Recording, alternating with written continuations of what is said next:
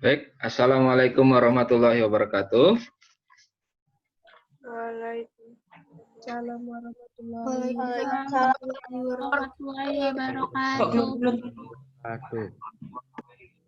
Ya, Bapak ulangi lagi. Assalamualaikum warahmatullahi wabarakatuh. Waalaikumsalam warahmatullahi wabarakatuh. Alhamdulillah, selamat pagi semua anak-anak. Pagi, Pak. Oke. Baik, alhamdulillahirrabbilalamin. Kita bersyukur, selalu bersyukur ya. Karena kita syukur kepada Allah Subhanahu wa taala, Tuhan yang Maha Esa. Kita semua masih diberi kesempatan untuk bertatap muka. Kalian semua sehat semua di sini. Yang sudah hadir di sini, insya Allah Bapak yakin dah sehat semua. Bagi teman-temannya yang belum bisa bergabung, nggak apa-apa ya, nanti kita tunggu. Ini sudah 39 orang, udah lumayan banyak yang ikut bergabung. Nah, oke, anak-anak semua, hari ini kalian bergabung 3 kelas ya. Nggak apa-apa, 3 kelas, 81, 82, dan 87. Karena Bapak akan memberikan materi yang akan dipelajari di semester genap ini. Itu materi tentang apa? Nanti Bapak akan share. Kita akan memanfaatkan anak-anak semua, kita akan memanfaatkan semaksimal mungkin pertemuan dengan Zoom ini. Karena Bapak lihat di semester 1 kemarin, kalau tidak tatap muka, kalau kita tidak minimal ya dengan aplikasi Zoom, tatap muka secara online, itu hasilnya kurang maksimal ya. Banyak yang tidak paham dengan penjelasan, dengan materi. Tapi dengan Zoom ini, inilah yang bisa kita lakukan saat ini ya. Pertemuan yang kita bisa lakukan saat ini ya dengan aplikasi Zoom ini. Mudah-mudahan kalian bisa memahaminya. Nanti kalau ada yang bertanya, silakan bertanya ya nak ya. Oke, perlu Bapak sampaikan sebelum kita belajar. Mari kita berdoa dulu lah. Ya, kita berdoa, mudah-mudahan pembelajaran kita hari ini berlangsung dengan lancar, bermanfaat ya. Kita selalu biasakan diri kita untuk berdoa. Baik, mari kita berdoa menurut agama dan keyakinan kita masing-masing. Berdoa dimulai.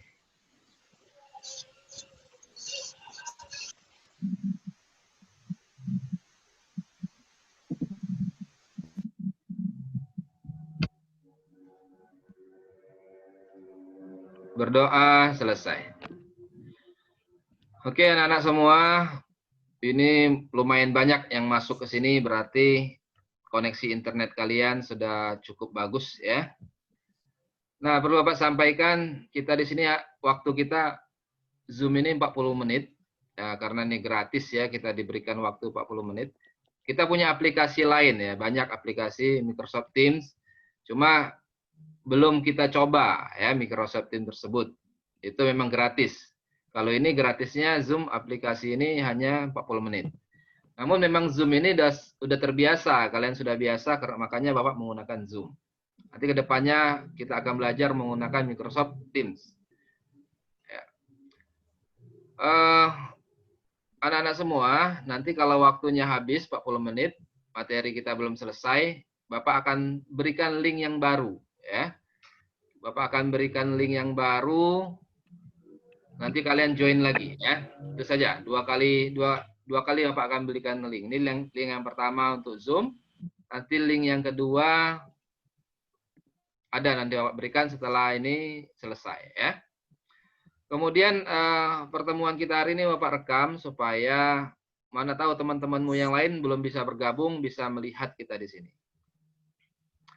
Anak-anak semua sebelumnya coba tampilkan dulu videonya karena Bapak mau screenshot ya.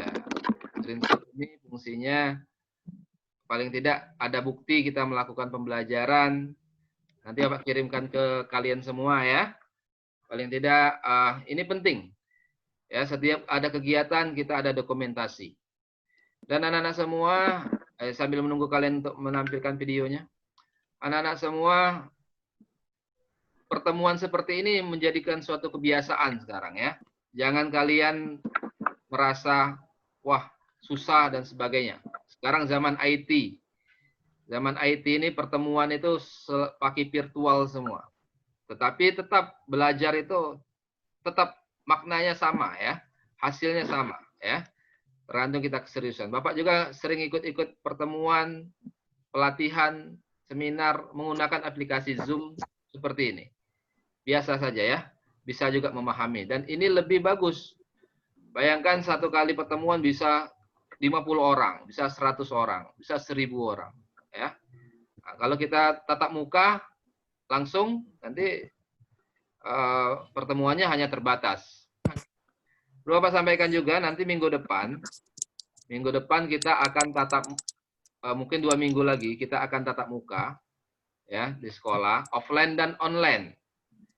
Atau laring, offline itu laring, luar jaringan. Kalian harus tahu ya. Kalau online berarti daring, dalam jaringan. Nah itu. Nanti ada 2 sistem kita belajar ke depannya. Mudah-mudahan ini disetujui oleh Dinas Pendidikan. Nanti ada yang sebagian laring, ada sebagian daring, ya. Ada sebagian luring, luar jaringan, ada sebagian daring, dalam jaringan. Nanti berganti-gantian kalian belajarnya. Separuh masuk, separuh di rumah. Nanti minggu depan bergantian seperti itu, ya. Nah, itu yang bisa kita lakukan karena sekarang pandemi corona masih dikhawatirkan, ya. Oke, baik anak-anak, Bapak foto dulu ya. Ini slide yang pertama, Bapak screenshot dulu ya. Tolong screenshot dulu, kita simpan. Sabar ya, Bapak screenshot. Ini yang pertama.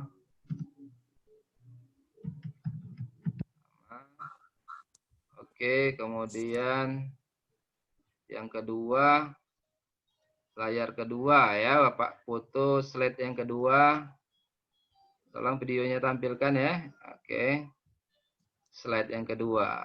Oke, tunggu. Enak ya, Bapak fotokan slide yang kedua.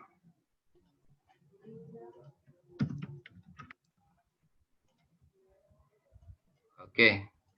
Baik, untuk mempersingkat waktu, kita mulai saja dulu materinya ya. Gimana, udah siap semua anak-anak? Suara Bapak kedengaran? Dengar, Pak. Dengar ya? Oke. Baik. Di kelas 7 ini, ya di kelas 8 ini materi kita adalah tentang computational thinking. Ya, nanti setelah ini ada tugas yang akan Bapak berikan sama kalian. Namun sebelumnya, ya tugas-tugas dikumpul tetap di classroom, ya di classroom. Ada informasi-informasi penting kita menggunakan WhatsApp. Seperti informasi kita mau ada pertemuan, kita menggunakan WhatsApp. Untuk pembelajaran secara online kita gunakan Microsoft aplikasi ini ya. Oke, baik Bapak supaya ini Bapak langsung saja memberikan materinya, Bapak share materinya ya. Oke, ini materinya.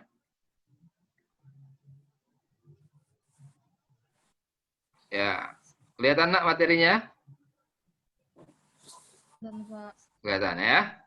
Oke, ini materi kita hari ini tentang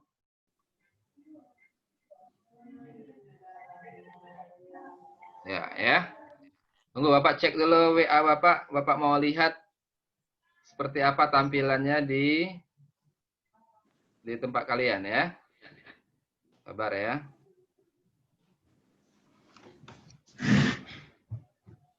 Oke. Nah, ini adalah semester genap, materi yang kita pelajari adalah berpikir komputasional. Artinya kita berpikir seperti berpikirnya komputer, ya. Ada banyak sekali manfaatnya nak berpikir komputasional ini. Nih kita lihat. Oke. Nih, latar belakangnya dulu ya. Nampak ya? Silakan nanti kalian kalau nggak kelihatan, kalian zoom di handphonenya, kalian perbesar tampilannya ya. Oke, jadi hasil pengukuran ujian nasional maupun PISA maupun TIMSS. PISA ini ujian internasional ya. TIMSS juga ujian internasional. Menyatakan ujian nasional tahun 2008 menunjukkan bahwa siswa-siswa masih lemah dalam keterampilan berpikir. Jadi kita di Indonesia ini masih lemah sekali dalam keterampilan menganalisa. Karena kita terbiasa belajar itu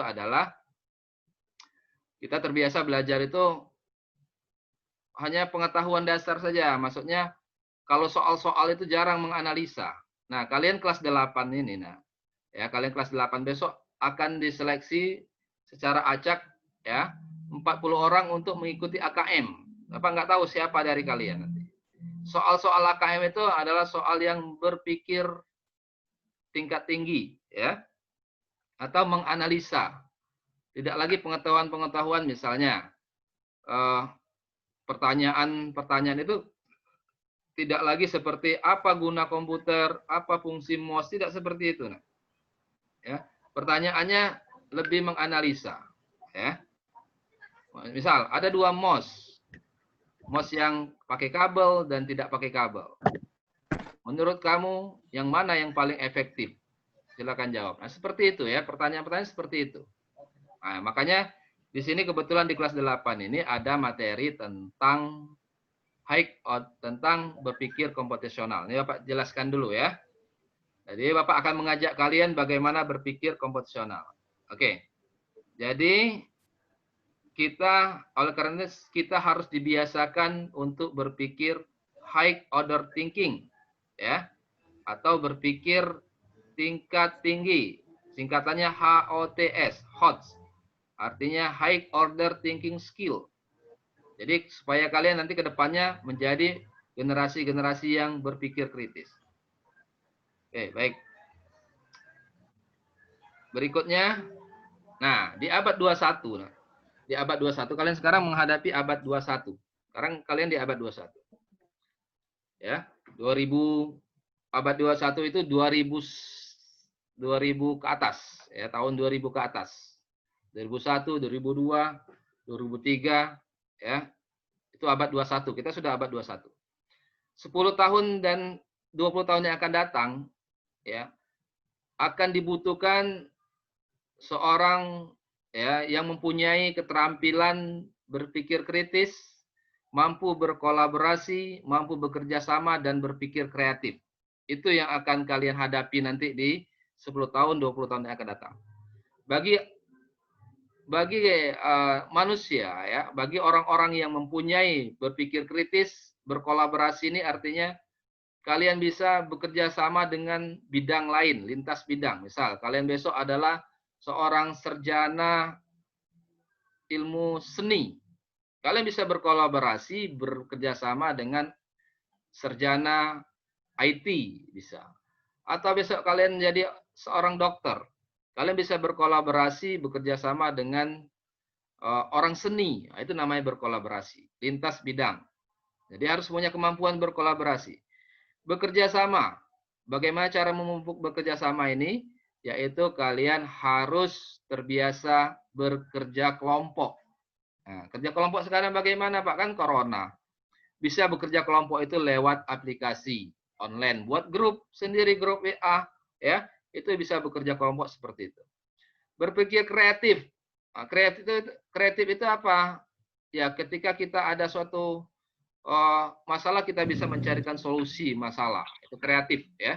Bisa mengembangkan masalah, bisa memecahkan masalah, itu kreatif. Nah, seperti itu ya, kurang lebih kreatif, punya kreativitas. Oke, jadi orang yang kreatif itu orang yang tidak mencari alasan. Ya, contoh ya, banyak teman-temanmu mencari alasan, Pak, saya nggak bisa ini, nggak bisa ikut Zoom, nggak bisa ini karena alasannya HP rusak dan sebagainya. Ya, selalu alasan-alasan seperti itu. Zaman ke depan itu nggak perlu, tidak dibutuhkan lagi orang-orang yang mencari-cari alasan pembenaran atas kesalahannya. Ya, nah, sekarang harus berpikir kreatif. Bagaimana caranya saya bisa belajar? Kalian bisa datang ke sekolah, bisa pinjam HP siapa, ya. Nah, itu harus berpikir kreatif dan kritis. Oke, baik. Berikutnya adalah tahun 2006 ya, seorang Janet M. Wing, profesor komputer science, memperkenalkan istilah computational thinking. Jadi kalau bahasa Inggrisnya namanya computational thinking. Kalau di kita namanya berpikir komputasi. Nah, ternyata di Indonesia baru sekarang kalian mendapatkan ilmu tentang berpikir komputasi. Padahal ini sudah 2006 dulu ya. Nah, sekarang di informatika. Kebetulan karena pelajarannya ada, makanya Bapak berikan ini. Jadi di semester genap ini ada informatika pelajarannya computational thinking. Ini tidak didapati oleh sekolah-sekolah lain, ya. Suatu keberuntungan kalian ada mata pelajaran informatika. Dan orang yang berpikir komputasi itulah merupakan salah satu keterampilan di abad 21 yang harus kalian kuasai. Baik, ya ini teori dulu. Berikutnya, slide berikutnya. Ya. Slide keempat. Oke. Slide keempat. Berpikir komputasi adalah, apa itu berpikir komputasi? Itu seseorang mampu memecahkan masalah, merancang sistem dengan mengambil konsep dasar seorang ahli teknologi informasi, berpikir dalam memecahkan masalah. Nah, kemampuan ini meliputi 4 hal: di komposisi, pengenalan pola, abstraksi, algoritma. Ini nanti kita bahas lah ya. Nanti kita bahas. Artinya apa? Orang yang mampu berpikir komputasi itu adalah berpikir secara selangkah demi selangkah dalam memecahkan masalah. Nanti Bapak kasih contoh seperti apa sih orang yang berpikir komputasi. Sebetulnya kalian sudah berpikir secara komputasi dalam kehidupan sehari-hari. Ya. Kemudian perlu Bapak sampaikan, berpikir komputasi ini tidak mesti kalian harus menjadi pakar IT, orang ahli komputer, tidak. Ya. Bisa jadi nanti kalian ya di semua bidang, ya. Oke. Baik, ini slide kelima. Nah, kemampuan berpikir komputasi bukan kemampuan membuat program di komputer atau kemampuan menggunakan software di komputer. Walaupun kalian tetap akan memperkaya kemampuan berpikir komputasi. Kalau orang sering bermain coding seperti Bapak jelaskan dulu semester 1, kalian kan sering menggunakan Bapak suruh untuk Angry Bird, kemudian menjalankan program code.org, itulah salah satu cara bagaimana kalian berpikir, Bapak mengajak kalian berpikir secara komputasi, setahap demi setahap. Itulah akan mengasah kreativitas kalian, akan mengasah analisa kalian. Nah, itu ya. Berikutnya, 6.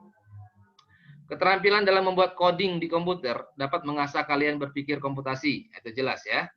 Tapi Pak, apa harus jadi pakar coding? Nggak mesti, ya. Kalian bisa belajar dengan cara apapun. Dalam kehidupan sehari-hari bisa belajar agar berpikir komputasi. Beberapa pakar pendidikan dan pendiri Microsoft, Facebook, serta pembuat software game Minecraft, bahkan membuat kurikulum coding dasar bagi anak-anak. Nah, itu yang seperti kalian code.org ya. Bapak katakan aplikasi code.org. Nah, inilah ya. Web ini, web code.org inilah yang dibuat oleh pendiri-pendiri orang-orang pintar IT, Facebook, Microsoft agar anak-anak memahami bagaimana berpikir komputasi. Itu di luar negeri sudah diajarkan seperti ini. Makanya kita jangan sampai terlambat ya. Alhamdulillah kita sudah 2 semester belajar tentang komputasi ini. Apa tujuan yang mereka lakukan orang-orang yang di luar sana di Amerika ya, Facebook, Google ya, di Singapura, Malaysia mereka sudah menerapkan cara berpikir komputasi ini. Tujuannya adalah agar bisa berpikir ya komputasi melalui modifikasi game dan pembuatan game. Nah, kan ada membuat game kemarin ya. Nah, itu. Jadi kalian jangan hanya bermain game saja, tetapi bermain game yang mengasah logika kalian. Aplikasi tadi code.org itulah bermain game yang bisa mengasah analisa kalian. Oh, usah main game Tetris itu game-game seperti itu ya. Free Fire. Jangan terlalu seperti itu, sibukan ya. Ya, Itu kecanduan kalau Free Fire. Kalau sebentar-sebentar bolehlah Free kalian. Fire. Ya. Free Fire. Ya. Oke, lanjut ya. Namun berpikir komputasi dapat dilakukan tanpa akses pada komputer. Nah, nanti Bapak ajari bagaimana berpikir komputasi tanpa pakai komputer bisa. Kalau mau pakai komputer, code.org ya. Kalau sekarang Bapak akan ajari bagaimana tanpa komputer bisa juga. Kemampuan mencegah masalah ini dapat dikembangkan di berbagai bidang. Tidak hanya di bidang studi yang berkait dengan teknologi IT. Nah, itu ya. Contoh, pada bidang bahasa. Kalau anak terbiasa berpikir komputasi, berpikir kritis, maka anak-anak akan melihat pola-pola yang sama dalam analisis sebuah puisi. Nah, anak bisa mengetahui dalam sebuah puisi itu ada pola-polanya sama. Nah, itulah bisa menganalisa. Dalam bidang musik, seorang yang sering berpikir komputasi dalam bidang musik, anak dapat menggunakan kemampuan ini untuk mengubah suatu lagu dengan kunci dasar yang sama. Nah, misal, kunci lagu yang sama, kunci dasar lagu yang sama, bisa diubah aransemennya. Itulah namanya orang-orang yang biasa berpikir komputasi. Orang yang terbiasa berpikir kritis. Ya, manfaatnya di sana banyak. Dalam pelajaran sosial, apa manfaatnya? Anak dapat merekam data statistik penggunaan kendaraan bermotor dan pola pelanggaran yang terjadi di jalan. Jadi di jalan itu pola pelanggaran yang terjadi seperti apa? Nerobos lampu merah, anak-anak bisa menganalisa dalam kehidupan sehari-hari. Nah, itu ya, manfaatnya banyak sekali. Berikutnya, Bapak percepat ya. Berikutnya, aplikasi di dunia nyata. Nah, ini. Bagaimana computational thinking ya? Itu adalah kemampuan berpikir untuk menyelesaikan suatu permasalahan secara menyeluruh, logis dan teratur. Berpikir komputasi adalah teknik pemecahan masalah yang sangat luas wilayah penerapannya, bukan hanya untuk menyelesaikan masalah seputar ilmu komputer saja, melainkan juga untuk menyelesaikan berbagai masalah dalam kehidupan sehari-hari. Nah, kalian sudah menyelesaikan masalah kok dalam kehidupan sehari-hari, namun mungkin tidak menyadari itu, ya. Oke. Cara mengimplementasikan computational thinking adalah bagaimana cara mengimplementasikannya dalam kehidupan sehari-hari? Pertama, misal kalian mempunyai suatu masalah. Berarti kalian harus memahami masalah. Pertama, memahami masalah. Mengumpulkan semua data, lalu mencari solusi sesuai dengan masalah. Gitu ya.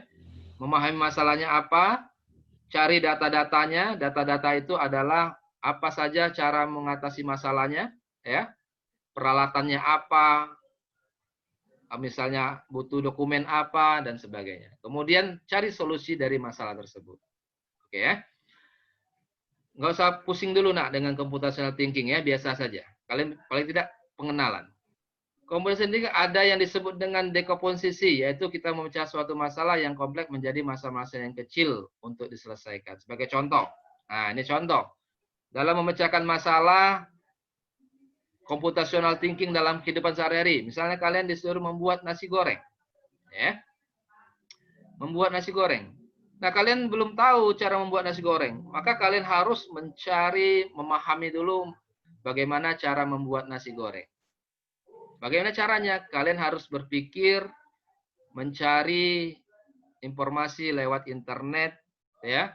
Mencari informasi lewat koran, majalah, dan sebagainya. Cari dulu cara membuatnya. YouTube ada, itu cara yang membuat nasi goreng. Setelah itu, setelah kalian memahami caranya, kalian mengumpulkan bahan-bahannya. Nah ini ya, bahan-bahan ini adalah data. Itu yang dinamakan data ya. Mencari bahan-bahannya.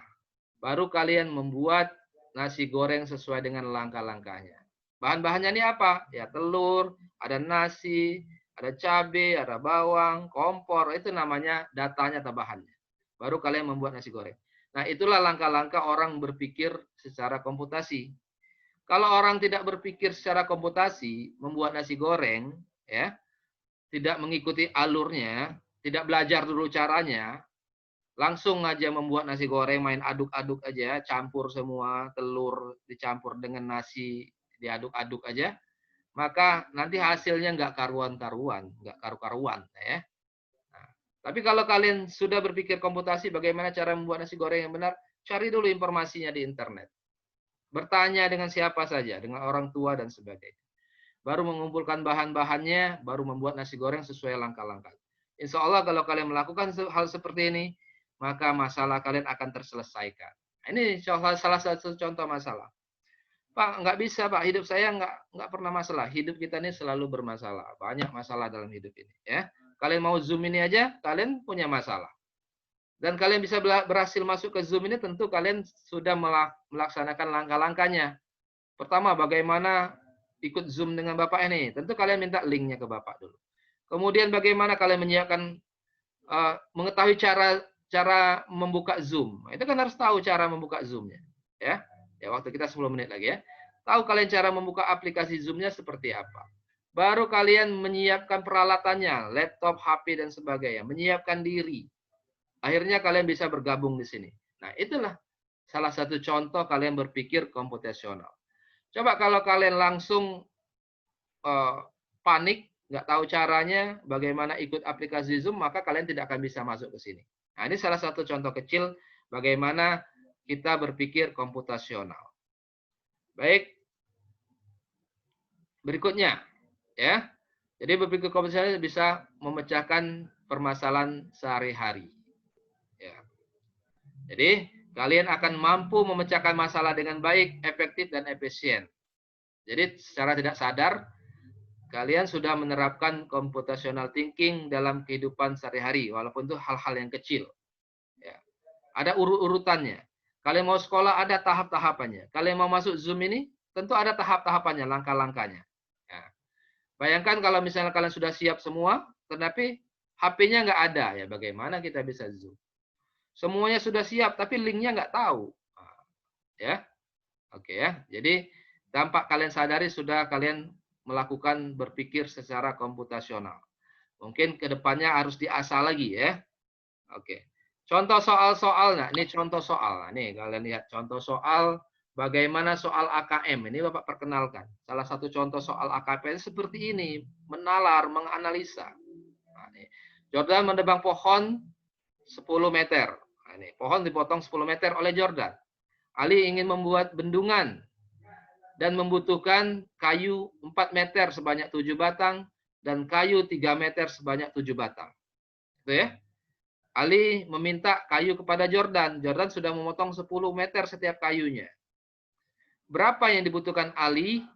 Berapa batang pohon minimal yang dapat dipakai Ali untuk membangun bendungan? Berapa batang pohon yang 10 meter ini agar bisa mendapat dipotong-potong menjadi 4 meter 7 batang, 3 meter sebanyak 7 batang. Berapa potongan ini 10 meter? Inilah salah satu contoh kasus soal ya. Nanti kalian coba pecahkan ya. Berapa batang yang dibutuhkan untuk membutuhkan kebutuhan Ali membangun bendung. Inilah contoh soal-soal analisa. Bisa dijawab secara manual, nggak perlu berpikir pakai rumus-rumus ya. Tapi bisa dicari solusi-solusinya. Ini dipotongnya. 10 meter bisa dipotong 4 meter, 3 meter, 3 meter. Berarti dapat satu kayu 4 meter, dapat satu kayu 3 meter, dapat kayu 3 meter. Berarti 10 meter ya.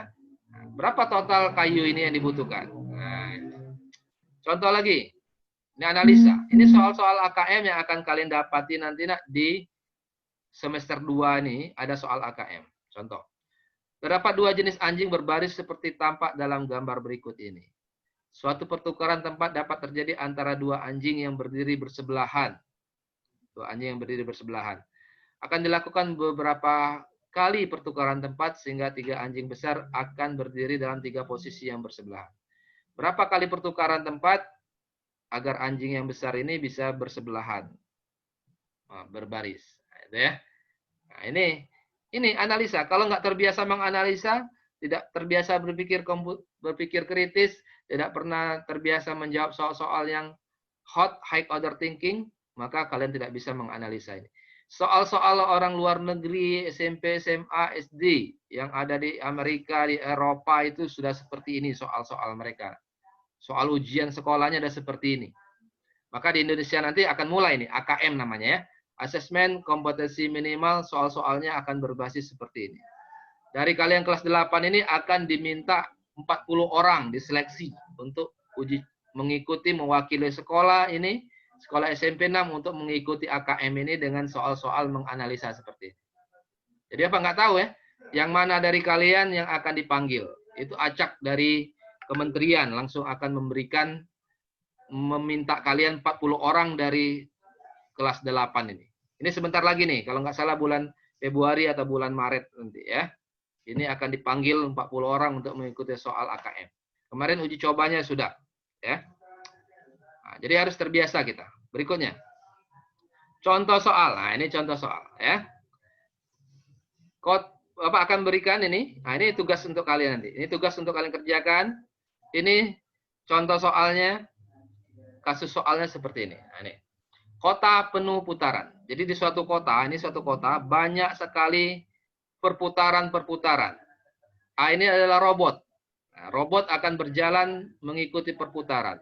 Ini putaran, bundaran. Setiap bundaran ini ada jalan. Simpangan pertama, simpangan kedua, simpangan ketiga, simpangan 4. Satu putaran ini ada 4 simpangan.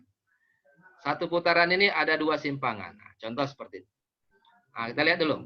Suatu robot bekerja di suatu kota. Ya. Robot berjalan menyusuri jalan dari suatu tempat ke tempat lain mengikuti petunjuk yang diberikan. Pada setiap pertemuan beberapa ruas terdapat putaran jalan memutar. Robot akan memutar berlawanan arah jarum jam. Ingat. Nah, ini petunjuknya. Robot memutar berlawanan arah jarum jam dan mengambil simpangan urutan tertentu sesuai dengan petunjuk yang diberikan. Nah, ini. Berlawanan arah jam dan mengambil simpangannya sesuai petunjuk. Nah, ini contoh. Contoh. Ini robot beralasan panah ini menandakan robot berjalan berlawanan arah jarum jam. Ya, waktu kita 3 menit lagi ya. Berlawanan jarum jam. Contoh. Ini petunjuknya 412. Nah, ini ya 412. Jadi robot ini robot nyampe kemana dia? Nah, ini garisnya nanti. Pertama dia berjalan, ketemu putaran pertama, maka dia akan pilih 4. 4 ini adalah simpangan yang keempat. Ini simpangan pertama, simpangan kedua, simpangan ketiga, simpangan keempat. Maka robot berputar ke sini, ke kanan putar ya, karena berlawanan arah jarum jam. Kalau ke kiri, searah jarum jam perputarannya ya. Dia ke kanan berarah jarum jam. Nah, simpangan sini, keempat. Dia berjalan, ke sini. Sampai di putaran kedua, dia akan berjalan pilih nomor 1, simpangan pertama. Berarah jarum jam lagi. Inilah simpangan pertama. Enggak ke sini dia, karena ini nomor 1. Ya. Nomor 1 ini simpangan pertama. Putar ke sini, berjalan dia ke sini. Nah, pada putaran yang ketiga, dia akan pilih simpangan kedua atau jalan kedua. Nah, ini. Sampai ke sini, berputar berlawanan arus jam. Ini simpangan pertama, dia nggak ke sini. Dia langsung berjalan terus ke sini robotnya. Inilah simpangan kedua. Maka dia berjalan sampai ke sini. Stop, berhenti ya di sini. Oke ya. Sampai di sini. Nah, itu garisnya. Oke. Paham ini, Nak? Coba Bapak tanya, paham? Ada yang bisa? Ini paham? Halo? Paham, Pak. Paham ya? Paham, Pak. Nah, kalau paham, maka kalian akan Bapak beri tugas. Ini polanya ya, ini petunjuknya. Selalu robot itu berjalan berarah jarum jam ya. Ini petunjuknya 412. Sekarang Bapak berikan tugas kalian membuat gambar seperti ini ya. Arsir yang warna hijau ini kalian buang, boleh kalian print, boleh kalian tulis tangan lagi. Yang warna hijau ini kalian nggak usah buat. Ini petunjuk yang 412. Sekarang petunjuk 31323. Nah, robot berada di A dan mengikuti petunjuk 31323. Di manakah ia akan berakhir? Gambarkan. Itu tugas pertama ya. Jadi kalian buat gambar seperti ini. Kalian kasih spidol berwarna sampai di mana dia. Nah, itu ya gambar pertama. Tapi ini dihapus ya, bolehlah di tip X aja. Boleh di print atau dibuat ulang gambar ini. Polanya adalah, kalau pola 412 ya, inilah arsiran gambarnya, rutenya. Sekarang kalau polanya 31323, seperti apa? Kemudian kalau petunjuknya 22312, seperti apa? Robotnya sampai di mana? Ya, di manakah robot akan berakhir? Gambarkan. Gambarkan bentuk gambarnya seperti ini. Ya, kasih warna ya. Jalannya dikasih warna, jalannya robot. Yang ketiga, petunjuk ketiga adalah 1, 2, 3, 3, 2, 1. Di manakah ia akan berakhir? Gambarkan. Oke. Paham nak? Tugasnya? Paham? Paham, Pak. Oke, baik. Waktu Paham, kita Pak. sudah habis, berarti kita kurang lagi 1 menit lagi waktu kita. Berarti ini akan Bapak kirim ke kalian materi ini ke grup WA. Bapak akan kirim juga ke Classroom. Kemudian put yang gambar ini ada 3 macam gambar sesuai